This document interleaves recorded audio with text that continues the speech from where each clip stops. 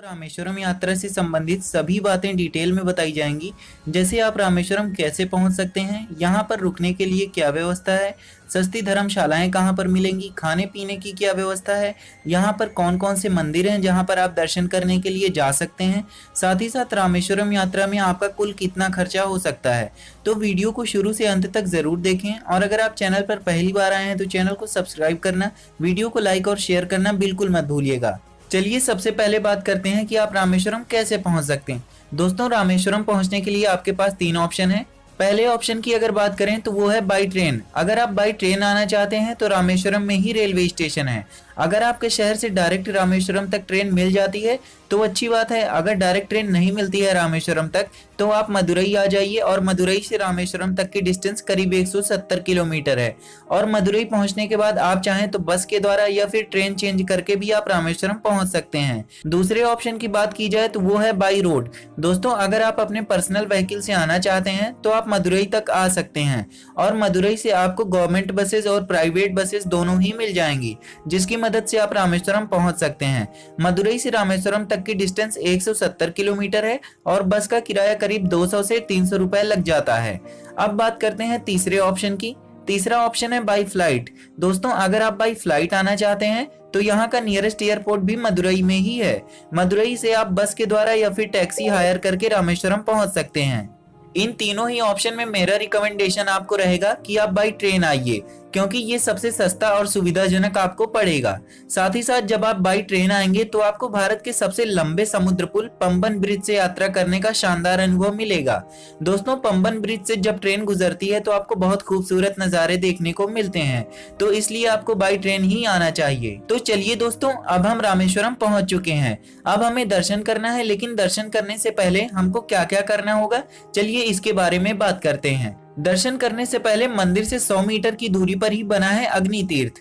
वहां पर जाकर आपको स्नान करना होगा। दोस्तों, जब भगवान राम रावण का वध करके आए थे तो यहीं पर उन्होंने स्नान किया था और यहाँ की समुद्री लहरें एकदम शांत हो चुकी हैं, क्योंकि भगवान राम ने इनको स्पर्श किया था। तो यहाँ पर सबसे पहले आप अग्नि तीर्थ में स्नान कीजिए, उसके बाद आप मंदिर परिसर में जाइए। अग्नि कुंड में या अग्नि तीर्थ में स्नान करने के बाद जब आप मंदिर परिसर में जाएंगे तो वहां पर 22 कुंड हैं और वहां भी 22 कुंड में आपको स्नान करना होगा। इस 22 कुंड में वहां पर आपको गवर्नमेंट एम्प्लॉय रहते हैं जो आप पर जल डालकर आपको स्नान करवा देते हैं और इस 22 कुंड में स्नान करवाने का वो आपसे 20 से 25 रुपए चार्ज करते हैं। इस पूरे 22 कुंड में स्नान करने के लिए आपको 30 से 40 मिनट तक का समय लगेगा। स्नान करने के बाद आप वहां पर चेंजिंग रूम भी बने हुए हैं जहां पर आप कपड़े बदल सकते हैं। उसके बाद आप मुख्य मंदिर में भोलेनाथ के शिवलिंग का दर्शन करने जा सकते हैं। दोस्तों, मंदिर परिसर में 2 शिवलिंग हैं। पहला वो जो हनुमान जी कैलाश पर्वत से लाए थे और दूसरा वो जो सीता माता जी द्वारा रेत से निर्मित किया गया शिवलिंग था। तो पहले आप हनुमान जी द्वारा लाए गए शिवलिंग का दर्शन करेंगे, उसके बाद आप सीता माता द्वारा निर्मित शिवलिंग के दर्शन करेंगे। दोस्तों, मंदिर परिसर में जब आप जाएंगे तो आपको बहुत सुंदर नजारा देखने को मिलेगा। आपको बता दें कि इंडिया का लार्जेस्ट कॉरिडोर रामेश्वरम मंदिर में ही है। यहाँ के कॉरिडोर गलियारे बेहद खूबसूरत हैं और नए पत्थरों से बने हुए पिलर यहाँ पर आपको बहुत ही आकर्षित करेंगे। दोस्तों, मंदिर परिसर में ही अनेक मंदिर हैं, जैसे अंबिका माता का मंदिर, हनुमान जी का मंदिर, पार्वती माता का मंदिर। इन सारे मंदिर में जाकर आप दर्शन कर सकते हैं। चलिए दोस्तों, हमारा दर्शन हो चुका है। अब बात करते हैं कि हमें यहाँ पर रुकना कहाँ पे है और रुकने की क्या व्यवस्था है। यहाँ पर रुकने के लिए आपके पास 3 ऑप्शन है। पहला ऑप्शन है धर्मशाला का।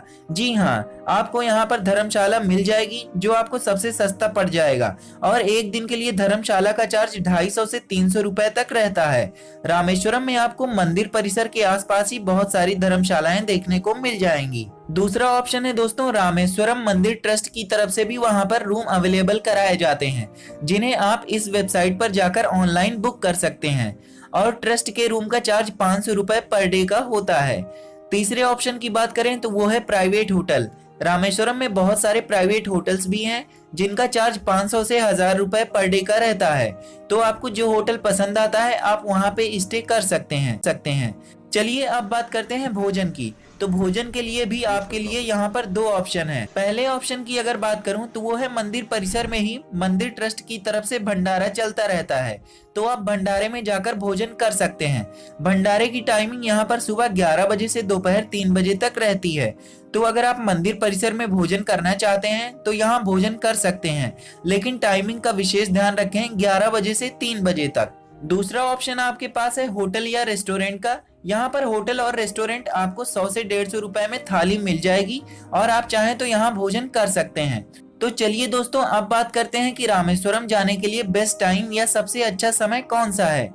दोस्तों, रामेश्वरम आप कभी भी जा सकते हैं, लेकिन मैं आपको रिकमेंड करूंगा कि आप नवंबर से मार्च अप्रैल तक रामेश्वरम जाएं। यही बेस्ट टाइम है, क्योंकि समर सीजन में यानी गर्मियों में साउथ इंडिया में काफी ज्यादा गर्मी पड़ती है और इस समय यात्रा थोड़ी सी मुश्किल हो जाती है। इसीलिए आप विंटर सीजन को प्रेफर करें रामेश्वरम जाने के लिए। चलिए अब बात करते हैं कि आपको रामेश्वरम में कितने दिन का टूर प्लान बनाना चाहिए।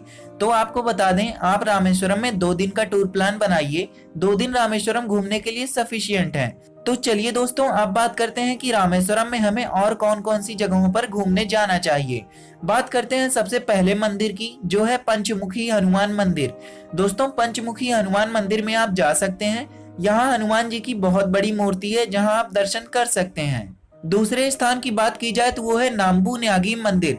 दोस्तों, पार्वती माता का मंदिर है यह, और कहते हैं कि जिन लोगों को संतान प्राप्ति की समस्या होती है वो यहाँ जरूर आते हैं, जिससे उनको इस समस्या से छुटकारा मिल जाता है। तो आप इस मंदिर में जाकर पार्वती माता के दर्शन कर सकते हैं।